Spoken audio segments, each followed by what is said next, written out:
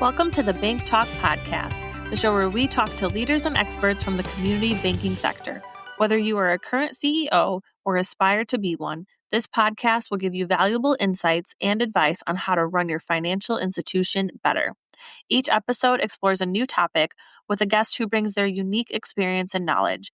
Tune in and discover something new each time you listen. Hi, and welcome to Bank Talk. I'm Charlie Kelly, your host and partner at Remedy Consulting. Today we're talking stablecoin. So since the Genius Act was passed last year, I think the conversation around stablecoin has continued to mature. And I'm not sure that all of our listeners really have a strong understanding of, not only how a stablecoin might differ from Bitcoin or any other cryptocurrency, but just what is the debate all about? So that's what we're going to try to cover today. I've got Robert Zondag from Wipfli joining me. I've got some really interesting questions for him, so we'll see where this takes us. Let's join Bank Talk. Okay, welcome back to Bank Talk. Today I have with me Robert Zondag. Robert is with Wipfli. Robert, first of all, thank you for joining us. Absolutely. Thank you for having me, Charlie. So Robert, if you could just briefly, I'm not sure that the entire audience is going to know what Wipfli does for a living and sort of where you fit in their ecosystem. Can you give us just a minute on that? Absolutely. Wipfli, for your listeners, Charlie is a consulting and accounting firm. We're really focused on helping our clients achieve success. We work extensively with banks. We've been doing that work a long, long time. I'm a partner in our financial services practice. I lead a team of professionals focused on strategy and customer experience, operations and outsourcing support, as well as enterprise risk management. I'm also very lucky to be part of our working group focused on stablecoins, their regulations, and their issuance, Charlie. Oh, excellent. Okay. Let's start with the Genius Act. I attend quite a few bankers events, as I'm sure you do as well. And part of the Genius Act, in my opinion, was some guidance around what a stablecoin is and what it isn't, how it'll be used and what it's allowed to do, not allowed to do. So that's poor man's version of this thing. But before we get into the details there, I'm not sure that all of our audience really understand the difference between, say, a stablecoin and any other cryptocurrency. Can you start us with just the basics? When you hear the word stablecoin, what do you think of? Yeah, absolutely. I think it's a great question. For me, a stablecoin is a crypto asset designed to maintain a stable value, typically pegged, Charlie, to the US dollar and backed by reserve assets. We'll go deeper on that as we talk. Think of a stablecoin like a digital money market mutual fund where the net asset value is at $1. In the current environment, regulators aim to treat stablecoins as payment instruments subject to oversight and reserve requirements.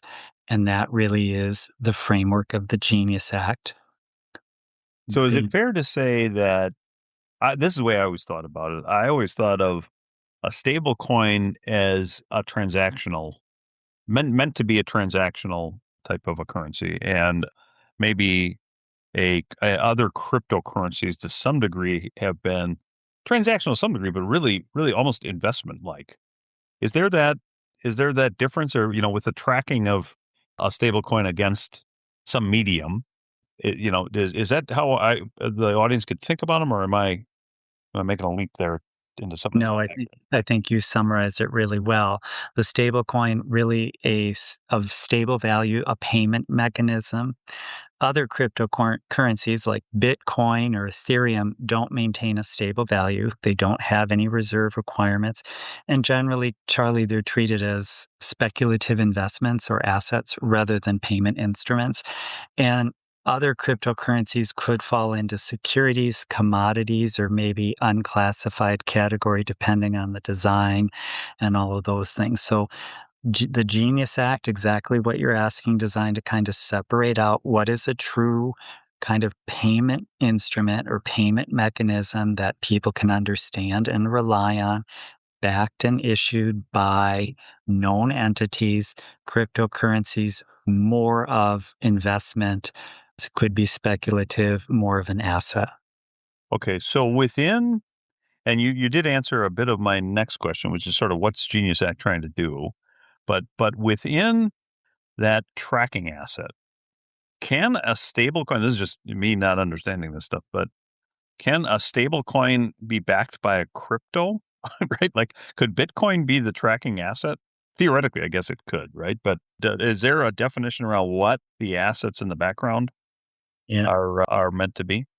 Yeah. The Genius Act, of course, still being interpreted and guidance forthcoming, but really the Genius Act says that if you're going to offer a stable coin, the cash and treasuries would be the reserves or the backing of that stable coin. Charlie's similar. And that's why I often tell my clients or people that don't do it, think of it like, although it isn't, think of it like a money market mutual fund where you have that net asset value at $1 and those are backed by cash and treasuries, for instance. That's the same thing as a stable coin. So you'd have an instrument, a payment instrument, where the value is consistently $1 because you have an asset backing of cash or treasuries that allows that instrument to maintain the $1 in value. Different than a crypto that goes with the market depending on people's sentiment or fears of the market. The stablecoin is really intended to be a regulated digital monetary instrument for making payments, Charlie. Okay. All right. So they couldn't, I mean, the framework they're trying to put together is to say, let's back it by something stable, not, here's a pile of Apple stock, right? I've got Exactly. $1 billion in Apple stock, and that thing moves all the time, and or stable or cryptocurrency or any of the rest of them. Okay, all right, that Exactly. makes a lot of You sense. got it. Yeah. Okay, so another question I have for you, Robert, is I think that framework that you put together is good. I think that helps. Hopefully, that'll help our listeners understand this a little bit better. But my question, like when I think of Visa, or I think of MasterCard, or I think of other, payment types prior to stablecoin issuers, I always knew what their model was, right? Like I could always figure out, Visa makes something per transaction. That's why they're in business. What I can't figure out is this, if we look at stablecoin issuers, the early stablecoin issuers, and we're going to talk about several that are thinking they're going to issue a stablecoin.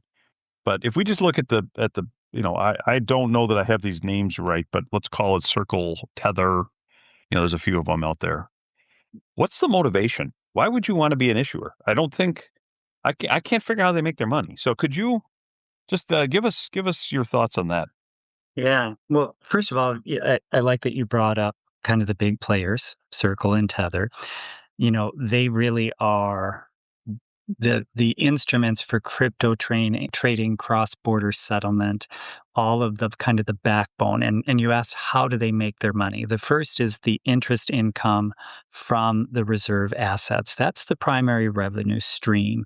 So when we talk about the US Treasuries, the cash and cash equivalents that someone like Circle or Tether have in that reserve portfolio, they are making earnings off of those assets, similar to a bank on their bond portfolio, Charlie. So that's the primary revenue stream. People are going to buy into the stable coin. And with that money, they're going to purchase the reserve assets. And the income or the revenue from that is going to be how they make their money. They might make other revenue from secondary sources such as transaction fees. That's the minting of the stable coin, the redemption, the service fees, depending on the platform or the partner. That's a secondary. It's not as large, obviously, as the investment income. So that's how they make their revenue. And then, of course, neither issuer is sharing interest on the reserves with their stablecoin users. So USDC and USDT, Tether and Circle, the holders do not receive interest. Okay. All right. Now I'm going to take a shot at something that I'm not sure that I completely understand. If the billion in reserves were cash, wouldn't they have to secure that at a financial institution? Like, in other words, I think of Fort Knox, right? I say, okay, if I'm gonna have a gold standard, I need to know that I issued a $1 billion in gold backed dollars. I need to know there's $1 billion in Fort Knox, right? If I take that in, I kind of parlay that into what I think I just heard in stablecoin. How do I know that the $1 trillion in treasuries or cash is sitting somewhere and secure, right? Like how do I know they didn't spend it? You know what I Yeah. mean? So Yeah. yeah, is that and again, if that's a scary question or a question that's going to take too long to answer, let me know. But that's the first thing that popped to mind. I love the question. That's really why the Genius Act, Charlie, was enacted so that we can have a framework around which entities that are putting forth stable coins and a net asset value, for lack of a better word, or a stable value of $1, how do we ensure that they're not going to fleece the person purchasing the stable coin? So the Genius Act is set to say what are the reserve requirements, what are the type of assets that can be in that reserve, who can issue stable coins. So the Genius Act is very clear that the banking world is who's going to be issuing it. We can talk about the different regulators that it authorize stablecoin issuance, but when the final rules come out or the final interpretation guidance, it'll say most likely that you have to have custodies elsewhere than the holder or the issuer of the stablecoin. So you'll have to place those treasuries and cash at another institution. That would be the custodian. They'll probably have guidance on audit procedures. So you're asking great questions, and that is really why the Genius Act was put forth, Charlie, is so that we can have a framework and a strong kind of system around stablecoins so that it becomes a cornerstone of banking and payments, and that people can trust that those backings are there to ensure the $1 value. Okay. So one other brief use case is if they issue $1 billion in stablecoin and they put it into a custodial account in a community institution, community bank, let's say, right? Keep me honest, but that is not a deposit if it's in cash. Let's say it's $1 billion in stablecoin and $1 billion in cash in a custodial account. That $1 billion in cash is not something that the institution could lend against that, right? In other words, they can't count it in their asset liability counts to some degree. Do I have that correct? In other words, this custodial account is truly meant to be a lockdown account, I think, and not something like say like a checking deposit or something along those lines. Yeah. Yeah. It's a good question. I think until we know the final rules, like, is there a need for a custodial account? I don't know. But let's kind of walk through some of that question. When a bank holds the cash and treasuries backing a stablecoin, those reserves become or are existing assets of the bank, correct? Because the bank's going to own them. The money received from the purchaser or the depositor, of course, remains as always a liability. Right. The bank Yes. may earn interest on the reserves, and in principle, Charlie could lend against them as part of the overall liquidity of the bank. However, it is important for your listeners to understand that the Genius Act supervision will most likely impose liquidity and operational constraints. I liken it again to a money market mutual fund where there are liquidity constraints in operating the fund. So again, most of the business model you asked earlier is the money is being made because the people who hold the stable coins as a payment mechanism aren't receiving interest. So you're making your money on the treasuries or the investments on the reserve account.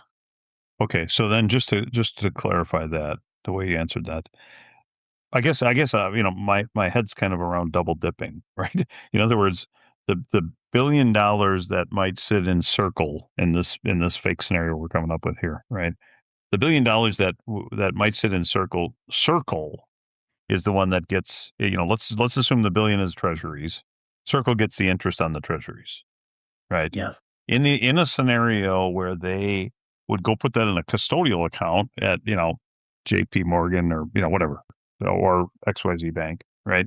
In that scenario, that bank could not really count that necessarily as a liability the way that you think of checking or a savings because, at least in my opinion, because Circle is already earning interest on somewhere else, right? Like that, like you can't just go reinvest.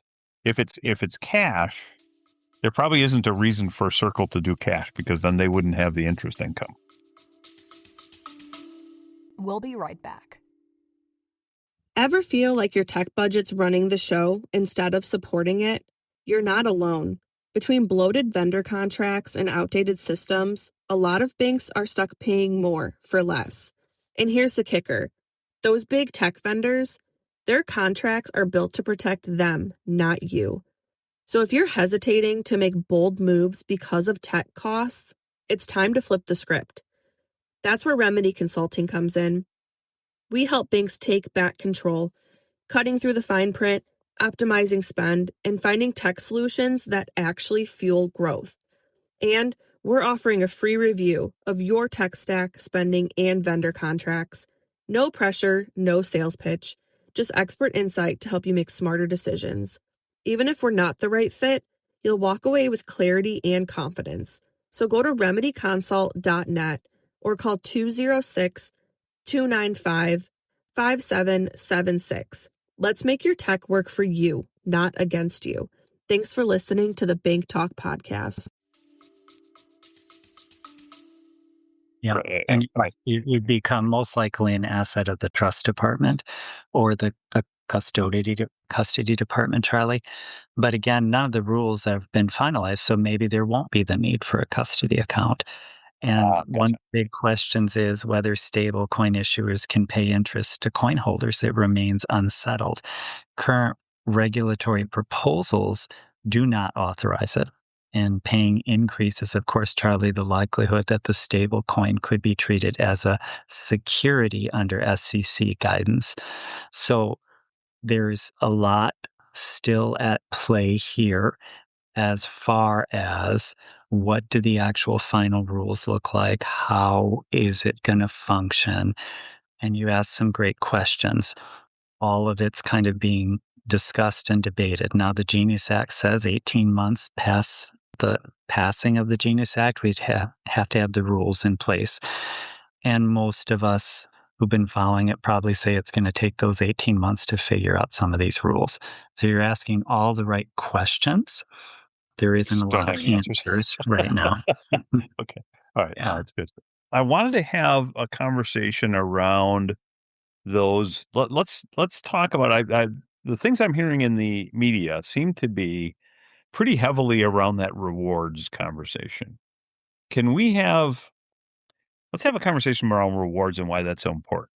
I can understand paying interest, right? Because if banks can pay interest on their deposits, why wouldn't a stablecoin provider, this seems to be the argument, why wouldn't a stablecoin provider be able to provide interest on their stablecoin? Right. So is do I have that right? Because again, I may have misheard it. I think I listened to the news brief a few times. I think that seems to be the argument between stablecoin issuers and banks is whether or not, that can they pay interest on it?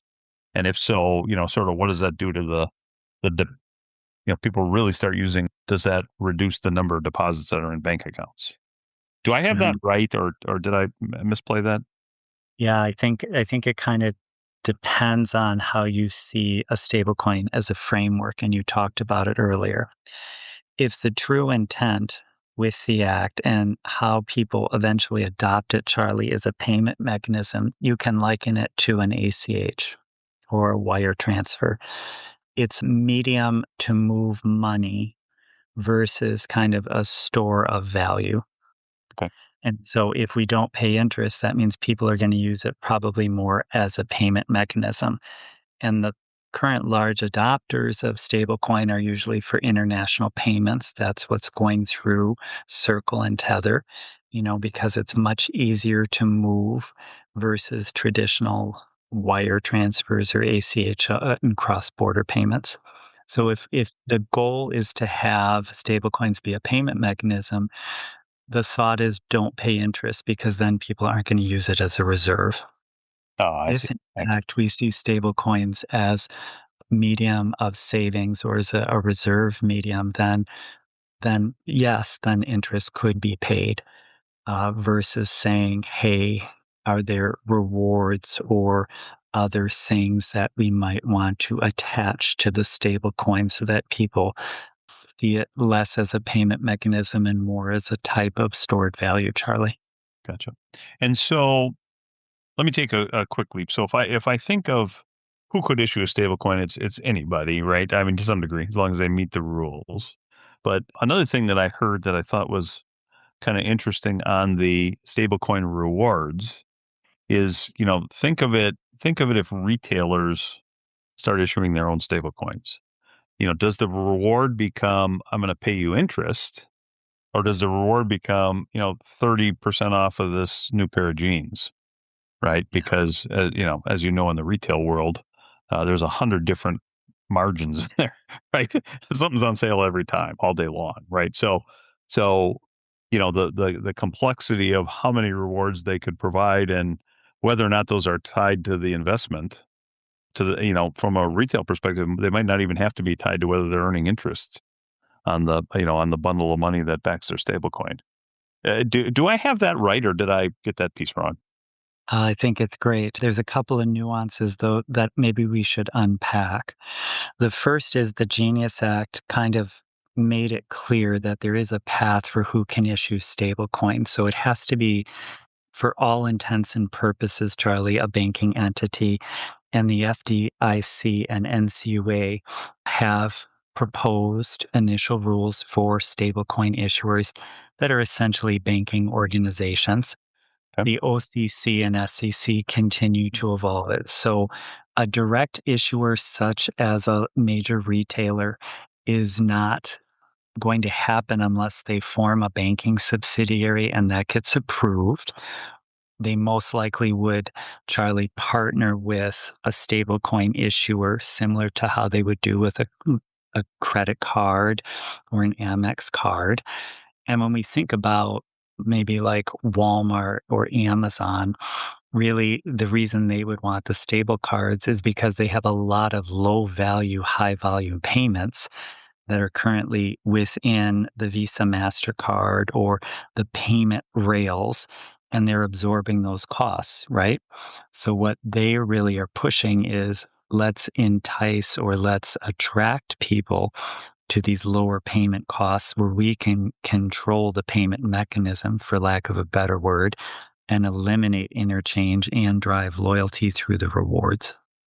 Yeah, great. No, that's a great example. So in that scenario, I would think that, just to make sure our listeners understand it, right? In a scenario where a merchant, a merchant and a card issuer are working together, the merchant generally is paying something to that card issuer. In our space, we call that interchange, right? So in a scenario where Walmart or somebody else can wipe out that number. And I don't remember off the top of my head what that number is. So, let's call it 3 to 5% of the transaction value, right?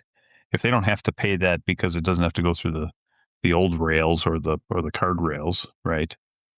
That would be there'd be a fair amount of benefit for somebody who's doing what you call high volume, low dollar transactions. Yeah. Yeah. Right. And honestly, in the interchange world, generally there's a flat fee, right? And then a percentage of the transaction. So in a scenario where it's a low dollar transaction, it's a higher percentage likely. Because they're kind of paying that flat fee regardless of, whether it's a 10-cent transaction or a $10 transaction.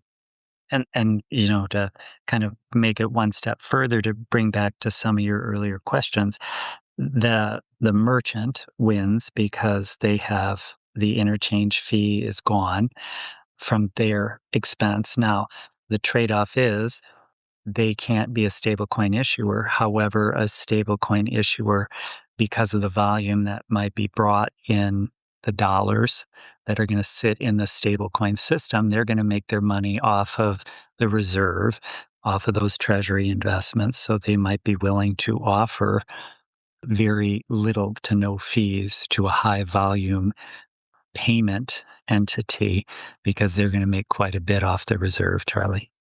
Okay. So Then the next question, and I'm sure some of this hasn't been answered yet, but Charlie opens a community bank or owns part of a $100 million community bank. And Charlie, in this theoretical world, is savvy enough to go sign a deal with Walmart, right? And Walmart / Charlie's bank's crypto or stablecoin, right? Now all of a sudden, Charlie's $100 million asset bank becomes right $1 trillion asset bank, right? So somebody like that, if they could pull it off, there'd be a lot of benefit to both parties to do something like that. The question, that's a long way to ask this question, but my question is will this become something like the fintechs, leasing bank charters, right? In other words, tail wagging the dog. So even though Walmart can't technically issue a stable coin, any bank on behalf of Walmart, right, could, right? Is that where this might go, or is that what they're still fighting through, or does that even make any sense? That question I asked you. I think it makes great sense, and you certainly understand community banking. We do have to think about it from the community bank perspective. If stablecoins take off in the US, I think community banks should be prepared for displacement in deposit balances, payment fees, treasury management revenue, those type of fee income that normally we see. But the opportunity could be larger, to your point, Charlie, for a community bank, either partnering or becoming part of a stablecoin ecosystem or becoming a stablecoin issuer if they do so. Certainly being part of the digital asset custody, i.e. a wallet, or saying to your customers, we can be part of your financial life. And then we still make money off the net interest margin in community banking because we're primarily our local lender. So it would just be, again, understanding for the stablecoin, Charlie, if it's more of a payment mechanism versus a savings account or checking account, and we're going to still do the lending, so we're going to get interest income from lending, but we have to be aware of what's at risk. What are the deposit balances that may go into a stablecoin? They may already have left because they may be in cryptocurrency. And then what are the payment fees that would be replaced by use of a stable coin that maybe traditionally we've received through the ACH rails, the wire rails, or that interchange fee? Yeah, that's great. It's a very interesting perspective there. Okay, so that's all fascinating, and I'm sure we're leaving some things on the table here, but I wanted to give you a pop quiz, right? The pop quiz that I was thinking about was there's all these different issuers of stablecoin, and so I'm not sure I entirely understand the motivation of all of them. I think you walked us through, sort of. I thought what I would do is tell you the ones I've heard about and see if you could tell me why, right? Why they would have any interest at all in issuing a stablecoin. I think you kind of we hit the retail, right? To some degree, the retail is a lot of puts and takes, but might center around interchange, and by retail, let's call it Walmart and Amazon, right? Interchange, right? And as a payment rail, is there anything else I missed there on that the use case of a Walmart, Amazon, or any other retailer in the world? No, I love where you're going with it, Charlie, and certainly I'm not part of any of these entities. I'll just give you kind of my thoughts from being part of our working group. You hit it on the head for Amazon, Walmart. It's that low value, high volume payments. How do we as Amazon and Walmart or any other big entity reduce those costs? But there is that loyalty factor. We want shoppers to be directly tied to us through the discounts, rewards, and that instant settlement. So there's also that kind of brand equity and customer experience tied up in that also, Charlie. Okay. All right. So then let's go to Visa Shazam. Now again, I want to just make sure I understand this, but any of these providers, if the regulatory piece that you said holds true, would have to have a sponsor bank, right? But let's just go with Visa Shazam. I can't figure out in their space why they would issue one, because they're generally on the receiving side of the interchange from Walmart and Amazon, right? So what does a Visa or a MasterCard or somebody like that get out of this? Well, If you they, hit it on the head. Certainly, right now, they are the receiver of the income. Our community banks, who are listeners, receive a portion of it through interchange. I think their motivation when we've been thinking about this, Charlie, is preserving relevance, controlling payment rails, because you're still going to need a trusted on off ramp. I think that's another thing for a community bank to remember, that people still want a place to be that on off ramp. And for Visa, Shazam, people like that, they probably need to be in the game to be part of whatever that payment world looks like and be part of the rails. They certainly could reduce their own infrastructure costs by leveraging stablecoin, Charlie, behind the scenes and reducing settlement friction themselves. oh, the volume that's coming over the old rail. You got it. I And got you. then, yep, certainly their cardholders and merchants are going to see or want those faster, cheaper digital payments. So they're going to have to make some decisions on how they participate in that, Charlie. Okay. All right. That's a good perspective. All right. The state of Wyoming, and I may have the wrong state, but let's call it state of Wyoming, state of Montana. There's somebody up in the Northwest was considering issuing a stablecoin. And again, I'm assuming that it's issuing alongside a bank, but what in the world would that be about? Yeah. Yeah, and I think Bank in North Dakota is another one, or North Dakota. But when we've thought about this, I think, Charlie, it promotes the state as a competent banking jurisdiction. As the number of banks declines, some of the jurisdictions or states that have wanted to be seen as, hey, come bank here, they really need to be in the game. It does position themselves in fintech innovation. I think it signals we understand we want to be part of this innovation, this payment mechanism. So I think it's for those jurisdictions or those states that really want fintech investment to come, want their banks to be kind of front and center, or at least themselves as a banking jurisdiction. We've seen that overture occur.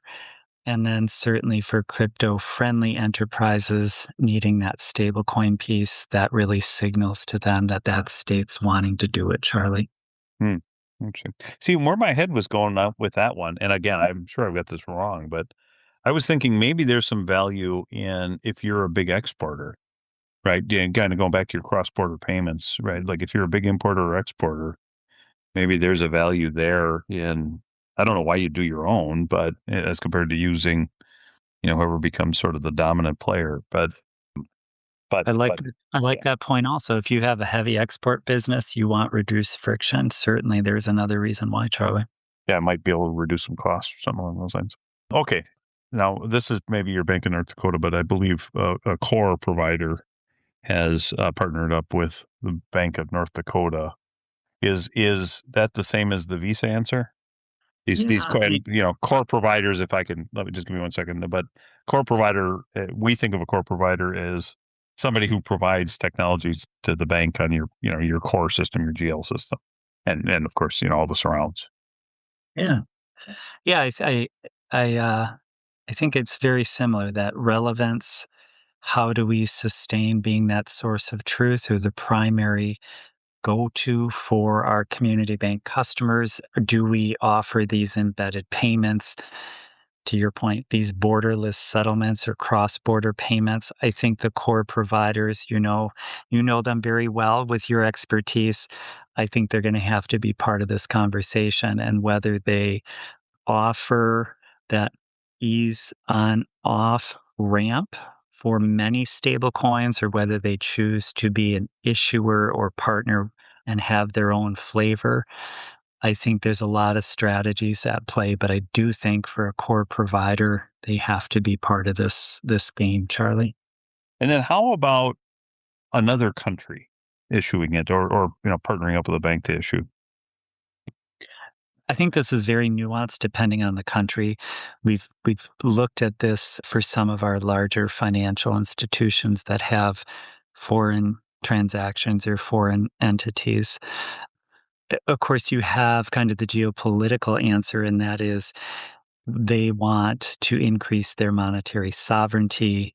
They want to promote their currency as the choice in global markets, reduce their dependence on the US dollar. So there's that for maybe some of the heavier traded or more dominant currencies, Charlie. For maybe smaller countries, it could be more of a desire to stabilize domestic transactions, reduce inflation exposure for their country's citizens and their exporters. So I think there's a couple of streams there depending on who the country is and how large of a global FX player they are. Gotcha. So they would, in that scenario, they would potentially use this stable coin. Well, let me give you an example. You have a country whose current currency, is subject to inflation, right? That motivation there would be at least it's stable. One day I don't have to, what was the old saying? Bring a wheelbarrow of money to buy a loaf of bread, right? Yeah. So that doesn't occur if you have something stabilized, maybe with the U.S. dollar or with something that doesn't move quite as much. Yeah, 100%. And maybe they have reserves on the stable coin that aren't part of their fiat currency. You hit it right on the head, Charlie. Okay. And then when you're talking about import export, I'm assuming that's because if I'm doing business in that, I live here, but are either buying, importing, or exporting. I'd like to know that by the time the goods make it over here, I don't have either an inflationary problem or whatever. It's we don't have that many currencies then to exchange, right? I don't have to go dollar to yen, right? I don't even have to figure that out. Technically, Yeah. I just need to know that I'm at USD Tether or USD Circle or whatever. And if you're a heavy export country, let's say China, and you're exporting to countries that don't have an infrastructure or don't have a robust banking system, maybe have inflation, and you offer the RMB in a stablecoin format set to 1 RMB versus $1, you can say to those countries or those companies that are buying your products as an export, hey, we have this very easy mechanism by which you can transact business with us. Gotcha. Okay, well, Robert, this has been great. I have one more question that just me personally, right? This is a little bit personal, but at a certain point, I'm too lazy to have this many, right? This many different ways to transact, and I know I'm not global, right? But if I look at the wallets that exist today, now stablecoin plus dollars plus, it used to be checks and cards, right? But how many wallets are people going to want to have? If you consider a stablecoin a wallet, how many times do I want to take dollars and fill up a wallet, fill up a card, fill up a, you know, does there become a limitation at some point with, and again, maybe this is your point about dominant currency, right? Maybe one of these becomes dominant, but I can't see holding Fiserv dollars, state of Wyoming dollars or stablecoin dollars, right? Tether, Circle, like I can't see holding all of them. So at which point, yeah, I would think there'd be some limitation to the number of these things that would actually form because, ultimately it just becomes pretty tough to deal with and confusing. Yeah. I think you offer such a great strategic question, Charlie. And the first that I'm going to answer it in a couple of layers. The first is how ultimately stablecoin is viewed. Is it a payment mechanism or is it more like a savings account? Because you're right. Just like with bank accounts, you're only going to have so many transaction, i.e. checking accounts versus savings accounts. So it's going to come down to, who accepts the payment choice? Is it an online, is it something you use all the time and it's very easy to use and it's an accepted payment choice like MasterCard, Visa, Amex, Discover is today? So is it stablecoin? Is it going to just be stablecoin as a concept, Charlie, or is it going to be a particular type of stablecoin? I think the next thing will be what value you get by holding it. Is there a yield or a reward. And as we talked about, that's still kind of up in the air. I think for the merchants who are promoting it, will be receivers of it. You'll be a receiver of it as a consumer, like how fast and cheap the payment is, because as you know, merchants who are selling you things will entice you to use the mechanism they think is best for them. And then things from the community banker perspective is how easy it integrates into my financial life and how much I trust either the on off ramp or the issuer. So those two pieces for me are key for a community banker. How do we start to think about integrating into financial life? Because maybe we won't be a stablecoin issuer and we can't make some of those big decisions. And how do we continue to be that trusted community partner with our customers? That is, either we're the issuer or they trust us because we're the on off ramp. Say that 10 times fast, but I think it's going to be, we're at the very nascence, and you've walked through, I think, really well the questions, Charlie, that are facing right now from a strategy. I don't think everyone's going to hold all these multiple ones. I think you're spot on. And we're at that point now where we have to kind of watch in the next couple of years where this goes to, Charlie. Yeah, that's great. And I would kind of parlay it back almost to the real-time payments, although I think these things are tied, right? At one point, it was going to be the greatest thing since from ever, and maybe it is, but if it took a long time for people to figure out where they fit in that ecosystem, right? Am I going to Yeah. be, am I going to be a sender or a receiver? How does any of it work?